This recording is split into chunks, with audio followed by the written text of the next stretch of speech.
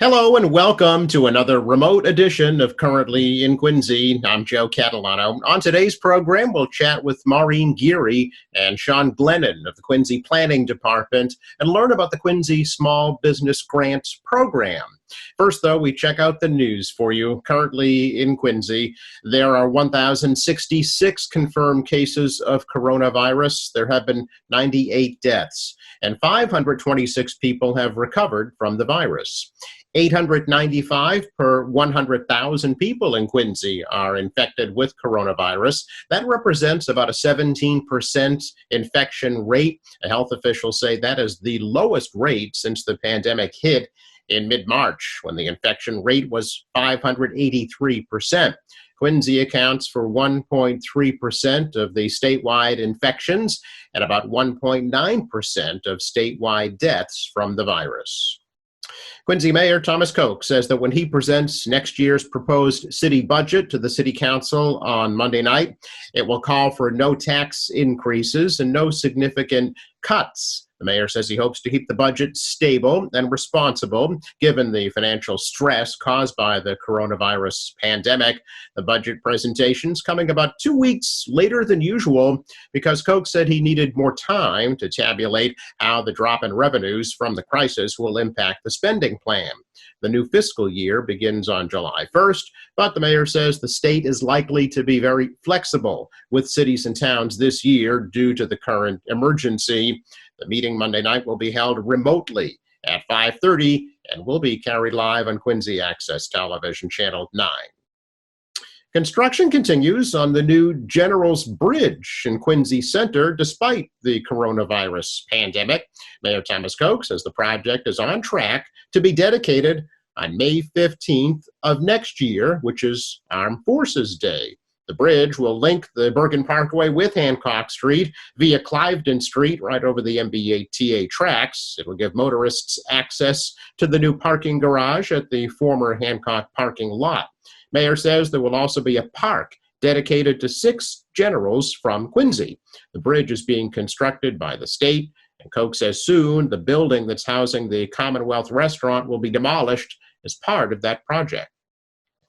Quincy school officials say they are open to all suggestions when it comes to recognizing the class of 2020 this year.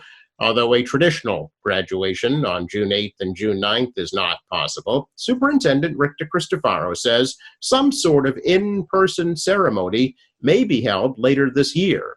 Bottom line is that it has to be safe. It just has to be safe. And so we'll keep looking at it. We'll still look at it, and maybe we'll share some options with the Quincy School Committee to see what they think, and we'll come up with something I think that will be great for our kids.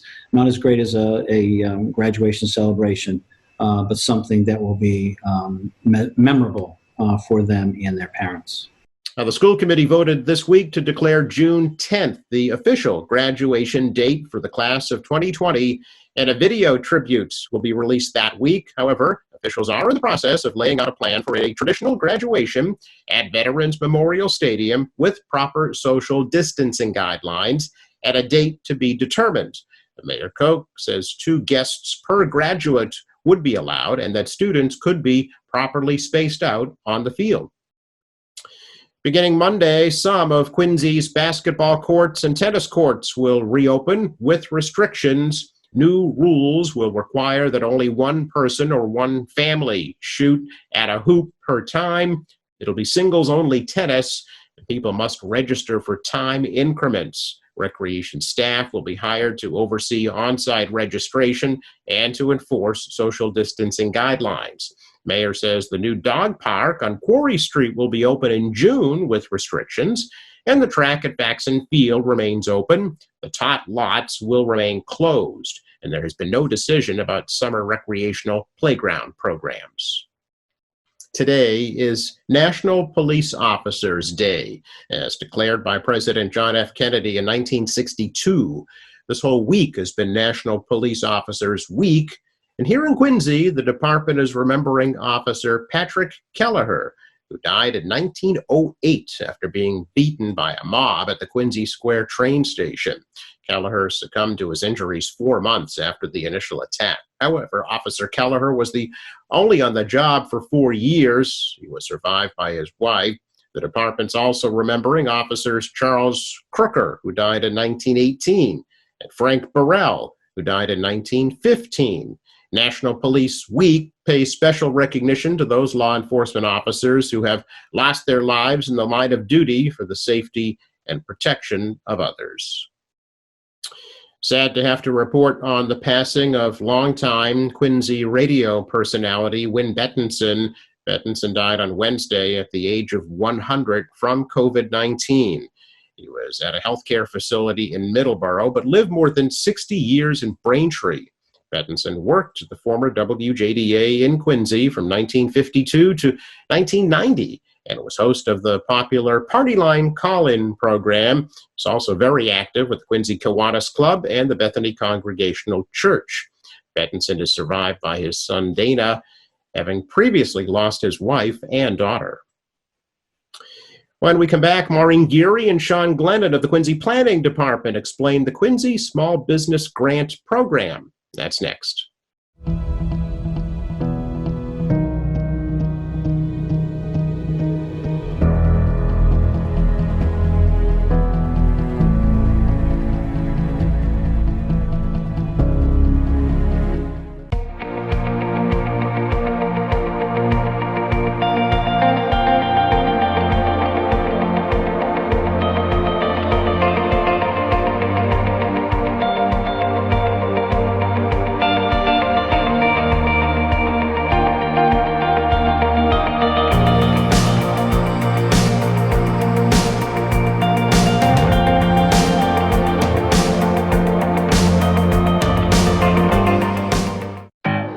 People in Massachusetts are asking what they can do to help stop the spread of the virus. Our response? Answer the call. Hello? Thanks for calling. I've been worried. Thanks. Now I know what to do. Through what's called contact tracing, the MA COVID team will be reaching out to everyone who's tested positive for coronavirus or who has been exposed.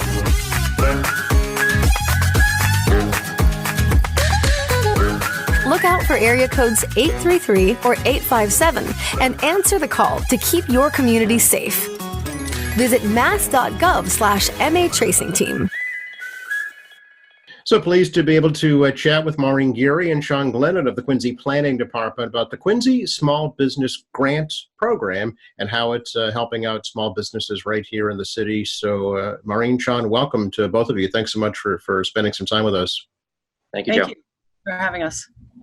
Pleasure. I know this is a program that was put together pretty quickly, actually, and pretty effectively to help small businesses recover from the pandemic. And Sean, I thought maybe we could start with you and just to give a little, information as to how this developed. Sure. So several weeks ago, actually, members of our department, planning and community development folks, got together and were looking at programs that other communities were offering. Some got out of the gate really early, such as Worcester. And so we looked at their program and we started talking to them early just to be able to get a program designed together so that if the city did want to move forward with something like this, we'd be ready to go. And fortunately, with the mayor's support, we went from a pretty small allocation. We had suggested maybe $250,000 to help some folks, suggesting perhaps $5,000 grants. And the mayor said, you know what, let's go all in with our initial funding of CARES Act money, which is a little over $1 million. And he said at the launch event a few weeks ago, not only was he going to put that $1 million towards it, but he was going to take another $1 million in other CARES Act funding and match that. So now it's a $2 million program. He also upped the ante to a max grant of $10,000. And so as of this morning, we have 519 applications in the system. About a third of them actually haven't been submitted yet. So that means that people have started the application, but for whatever reason, maybe they're gathering some documentation, haven't uploaded it yet. That hasn't been submitted yet. So we definitely want to encourage folks, if you're in the system, you do need to click submit. So if you haven't completed that process, please do that. We're asking by 4 p.m. tomorrow, Friday, to do that, and then we'll get moving. We've already started some of the underwriting process with some of the cases, just try and get ahead of the curve a little bit for the ones that have submitted. But since this is a merit-based program, which is, I think, very important to mention, it's not a first-come, first-served program. we really need to get all the cases in before we can then allocate funding. So folks still do have time, and we encourage people, if they haven't submitted yet, to please do that. Okay, and do you have any kind of a sense of a timeline for when the grants will be distributed? It depends on how many cases end up being submitted altogether. We assume there'll be probably an uptick over this last 24 hours before the timeline expires. And then we go case by case. It depends on how easy it is. Some of these are pretty easy to recommend moving forward. Others, they're not so clear cut. In many cases, folks haven't uploaded all the information they've submitted, but they haven't actually uploaded everything we need.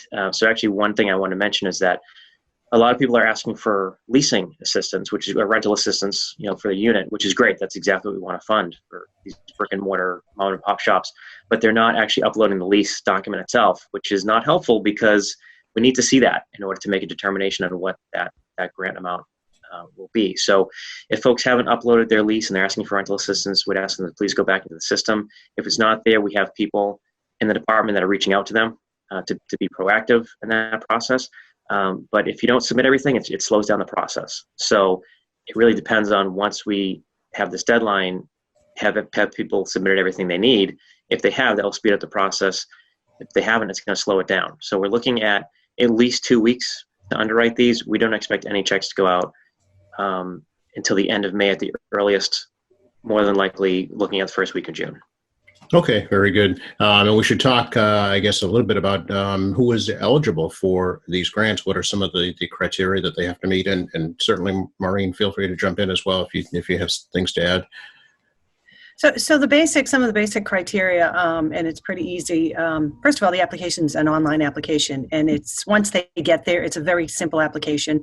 And I say that lightly because the federal government's, the SBA applications and loan process have been pretty arduous. So we try to make this as simple as possible. And it can be challenging regardless how easy we make it. So some of the criteria for small business owners is they need to be small business owners, 20 employees or less. Revenue, we'd like to see $1 million or less. And the program is geared towards for-profit business entities. And having a business, obviously, in Quincy. So those are kind of the basic criteria. We have online applications. So if you went to quincyma.gov, there's a small business banner at the top of the website. They click on that banner, get into the to the small business criteria, and a link that'll bring them to the online application. We have people on hand. There's a number for Jim Scribby, who is handling calls coming in. Everybody's handling calls, but we're kind of funneling them to Jim to answer questions and get these people answer any questions as immediately as possible, so that we can get these applications processed and get as much documentation as possible. Okay, and I'm sorry, go ahead, Sean. Yes, I think we should mention too that we do have a small list of ineligible business types. Yeah.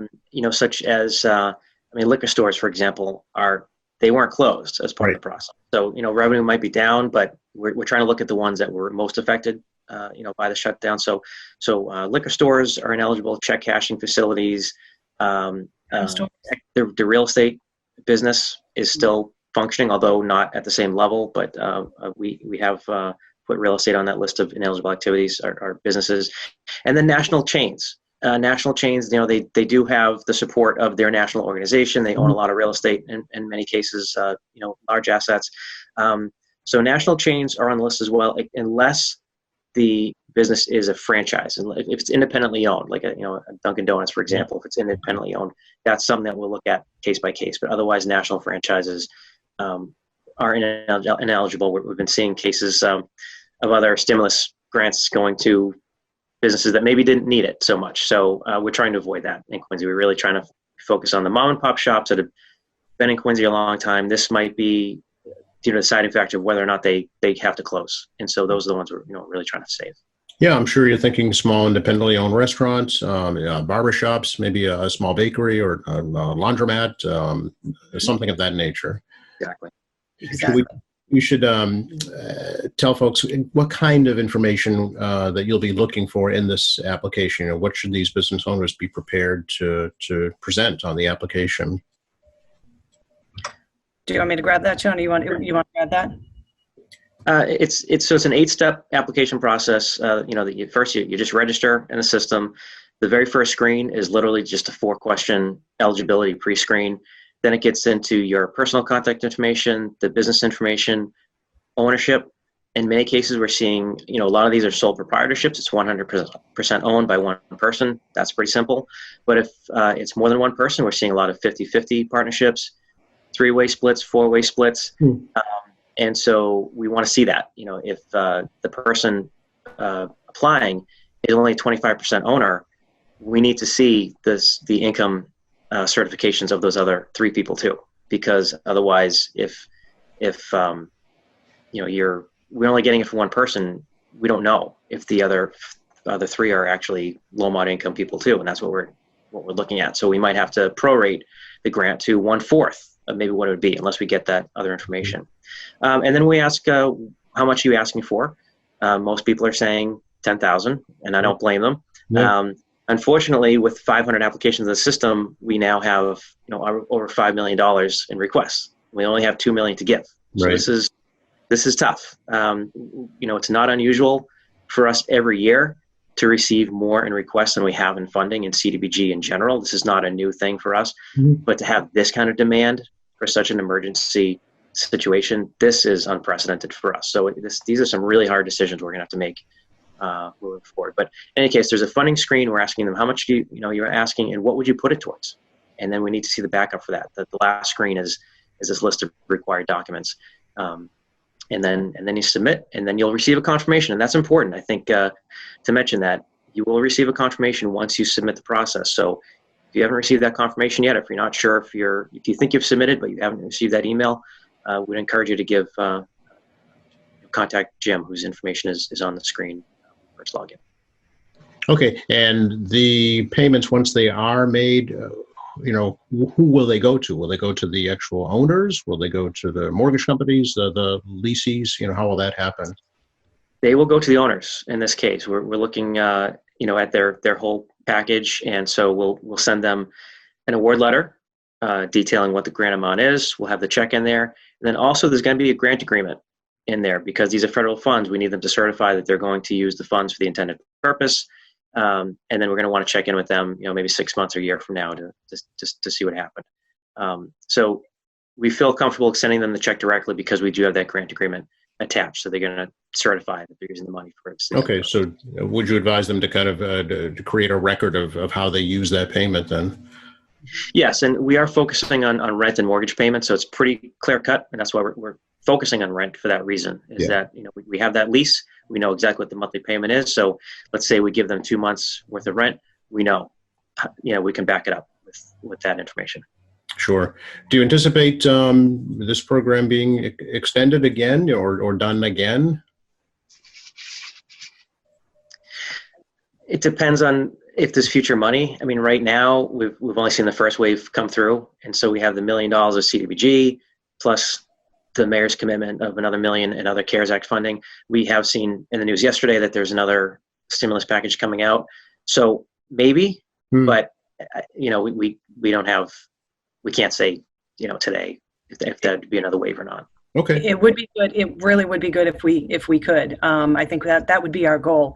I mean, we have over 2,000 small business owners in the city of Quincy, and so far we've hit a quarter of them. Yeah. So, we'd love the opportunity, obviously. So with the mayor's office to spread that out and really reach more business owners at this point. I read in the application that one of the criteria is that they have to prove significant loss of revenue since March 10th. And also this kind of has to be their sole or their main source of income for their livelihood. So how do they prove those two things? If it's a business that has been shut down as part of the governor's stay-at-home advisory, then it's pretty clear. I mean, we know that's just if they own the business and it's been shut down, I mean, we just take them. We take them at our word because we know there's a state declaration that they can't operate. So, and that's also the reason why we're looking at that partnership split, is that if it's 100% owned, then it leads to assuming that's their primary source of revenue. If they're a 25% owner, maybe they're not there all the time. that's why we look at it as a case-by-case basis and try to dig deeper into it if we have questions about. Yeah. Okay. So I mean, a lot of this is the trust and honor system. You're putting a lot of faith in the owners to do the right thing, and I think it's important to point out too that the city is administering this. I mean, it's federal dollars, but the city doesn't have to do this. This is the administration taking it upon themselves, and I know it's not happening in every community. So I think that's important to point out. Thank you, Joe. In fact, Jim Fatsis, our planning director, asked me to mention that we do have a staff of 17 people that are fully committed to this program, and literally day by day we're adding more staff members to this program. It started as a pretty small group of 3, then 4, then 5, and now pretty much half the department is working on this program. And fortunately, we do have the resource to be able to do that in-house, as some other lines of business, so to speak, have slowed down over the past several weeks. We've been able to utilize staff and reallocate them for different purposes. So it's worked out pretty well. It's not been an easy process, but fortunately we do have the staff in-house to be able to do this. Sure. Maureen, are you still able to assist businesses with the Small Business Administration programs if they for some reason don't qualify for this city grant? I know that's as you mentioned earlier, that's been an issue to say the least. No, it has. I think business owners, that seemed to be tapering off a little bit. Okay. The new PPP, the Payroll Protection Program, reopened about 2 weeks ago, and they had another surge of small business owners to apply for that because they kind of changed the rules a little bit. They made it more accessible to the small business owners.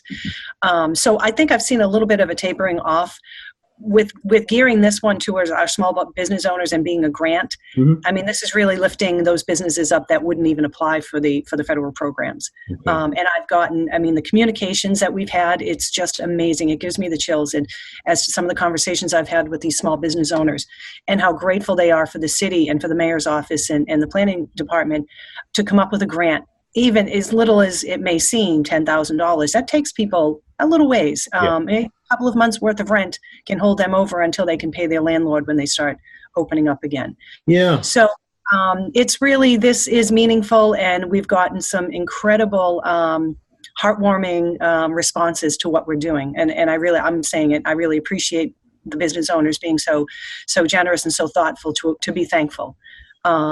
Interestingly, we've gotten some companies that have applied for the SBA loans and started the application and then realized that they didn't qualify because they may be in a different bracket. They may have already received funds. But a number of them have said, I've stopped the application because I don't think I need it since I've gotten funds elsewhere, number one. And number two, they wanted to leave it for those people who really do need it. Wow. They didn't use that money if they didn't really need to. And that was just, it makes you feel like they're all in it together and they're working to help support each other. It's like finding money on the street and turning it in knowing it's not yours. Exactly. So that's, I'm really, really happy to hear those. We have a lot of very nice stories to talk about when this is over. That's nice to hear because, so many of these small businesses operate on such a thin margin to begin with. So many of them have put everything, all their life savings into these businesses, with hope and faith that it's going to pay off. So, yeah, $10,000, I'm sure, is like a gift from heaven. No question. Yeah. I read a case yesterday or a couple days ago, and it was a mom and pop, husband and wife owned restaurant, and both of them their income is coming from the same restaurant, and that's their primary source of income for both of them. And they've been shut down since mid-March. They have no income coming in. They've got 3 kids at home. They own their home. There's some heartbreaking stories too. So to Maureen's point, to be able to provide anything, and I should know, now that we're up to this over $5 million in requests, I do want to stress that $10K is a max, and probably not going to be realistic in most cases. We want to try and spread this as much as possible. So, but even half that, if we're able to provide, let's say 2 months worth of rent on a business, that would at least bring them current in most cases, because they would have presumably paid March by the time it was shut down in mid-March. So if we're able to pay April and May, and we get them that check by the beginning of June, and that brings them into sort of the beginning of the summer season, if we're able to see a reopening by then, if we can just make them whole in some capacity to bring them current, and then hopefully that provides a smooth transition into reopening, hopefully over the next few weeks, and then I think that's a good thing. Yeah, so many small businesses support the city and community in so many ways through the sponsorship of local sports teams or, Girl Scout, Boy Scout troops, you name it. They're always being asked to give gift cards or what have you. So nice for the city to be able to give back a little to them this time for sure. I haven't heard of any other communities, at least to this degree, doing something like this. You mentioned Worcester, Sean, but I don't know of many others. There aren't many others, and I think that's part of the challenge because they're federal funds, as Maureen mentioned earlier. There are always strings attached with federal money, and for good reason. We're stewards of federal money. We want to make sure we're doing right by the federal government and protecting. These are taxpayers' dollars, so we want to use them as efficiently as possible. Yeah.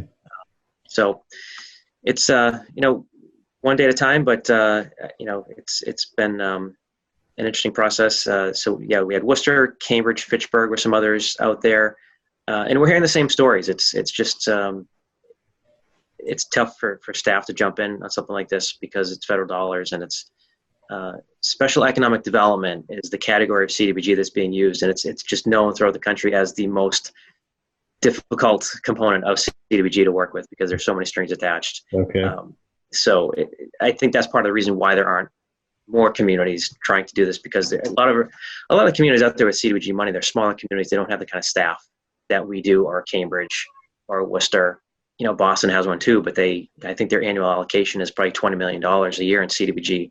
Ours is about 1.8. So it comes down to staff in most cases. We've talked about this before, I know, and it's ironic just coming off of CDBG week back in April, and you're always touting the importance of this program and the benefits that it does to the community. Here is the ultimate example, really.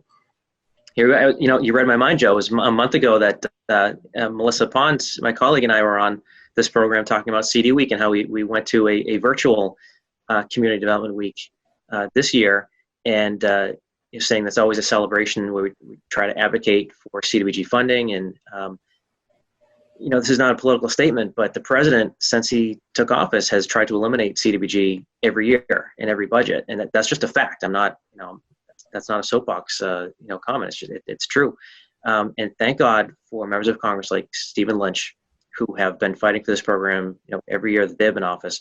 If not for Congress, we wouldn't have a CDBG program to be able to administer these funds. So definitely want to thank the congressman for his support nationally, and also obviously to the mayor for his commitment of matching funds for this program. Sure. Maureen, do you feel that the outreach for the Small Business Grant Program has been adequate? I mean, do you think that you're getting the word out there so enough businesses know about it? I think so. I think when the first we can kind of tell in some of in the software program that we're using, it's called Neighborly. When there's a peak in applications, we can see that on the system, which is great. And the very first day that the mayor made the announcement, I mean, it went crazy. We were, the phones were ringing, the emails were coming in, so it was really exciting. We've been in the Sun. We have an extensive constant contact list that we mail out to regularly.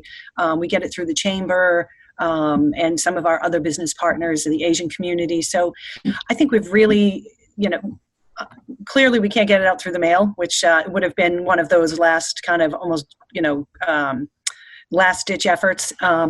But the way we've communicated social media and just word of mouth and the newspaper, I think we've done a very good job at getting the word out. People are hearing about it.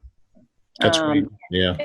So I would just suggest if you see it, if you hear about it, you tell your other neighbors, tell your friends, and just keep the word moving until Friday, and apply and see what happens. That's what I'm telling business owners. They're getting a little nervous and saying, I probably won't apply. I probably won't qualify, or it looks a little complicated. Just apply get your foot in the door, and we can help you take it from there. Okay, yeah, great advice. I know that I've reached out to some of the small businesses I, patronize just because I want them to know about it and want them to be able to take advantage of it. I'm sure other customers are doing the same thing as well. So we should recap again the contact information for folks to learn about the Small Business Grant Program and how they get a hold of the planning department for more information. So I'm sorry. Are you putting that? Do you want me to tell you that again? Please, yeah. Oh, I'm sorry. So it's the city's website, quincyma.gov. On the top banner, there's a banner that says Small Business Grant.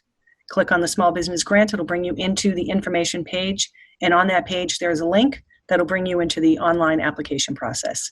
And in that page as well, there's a contact person, Jim Scribby. I would tell you his number, but I don't know it off the top of my head. Sorry. That's okay. But it's right there on the page, and he's really available for questions. I'm available for questions. If anyone feels like they want to reach out to me, my number is 617-376-1266. People kind of refer me. They'll give my cell phone out. They'll give my office phone. Be happy to answer any questions by anyone looking for questions on the application or business questions in general. Okay, great. Anything else you think we should add, Sean or Maureen? I think that covers it. We just, again, encourage people to try and get in that system by 4 p.m. tomorrow. Even if you can't submit by 4 p.m., we're talking about maybe a couple day grace period for people to complete, but you have to at least register and start the process by 4 p.m. Friday. So please, please, please, we don't want anybody coming back to us and saying they didn't know about it or they didn't have enough time. We can't start the underwriting process officially until all those are in. So we have to put the lid on this thing and get moving. So just encourage folks to, again, submit by 4 p.m. tomorrow, or at least start the process, and then upload everything that's required. And Sean, you made a good point when we were talking yesterday. Answer the phone. If there's a number from the city that comes in, folks, I know people get a little weirded out if they see the city of Quincy calling. Oh, they'd call, is it a tax collection? Is there something wrong? There may be a call from the grant program people, just asking for information, trying to fulfill the documents that are necessary for the application. So try and answer the phone and so we can get that process complete. And this is, a good opportunity to remind folks to respond to the federal census, because that's what CDBG money is based on. So I know that's a big push this year as well. Good point. Thank you Great both. plug. Thank you, Joe. Yeah, if Quincy's population increases, then our allocation presumably increases with it. So that's just more funding that we can spend in the community. So great plug. Thank you for mentioning that. Of course, yeah. Thank you both. Thank you, Sean. Thank you, Maureen. And hopefully we'll be able to do this in person soon. But yes, that would be great. Meantime, We'll this do a follow-up. Sounds great. Thank you very much. You're welcome. Be well. You too. Special thanks going out to Maureen Geary and Sean Glennon of the Quincy Planning Department for joining us today. Thank you to our crew working remotely from home. Thank you for watching. Reminder to please participate in the Quincy COVID Memories Project and contribute your story of how the pandemic is impacting your life. Send in your videos, your stories, your art, poems, or other reflections of how you and your family are coping with the crisis. You can upload your submissions at quincyculturalmemory.com or send them to the Thomas Crane Public Library. Attention Local History, 40 Washington Street, Quincy, 02169. And also a reminder to please visit our newly redesigned website, qatv.org. You'll find all the latest information on the pandemic, along with all of your favorite programs, and now streaming live. For all of us here at Quincy Access Television, I'm Joe Catalano. Please stay safe.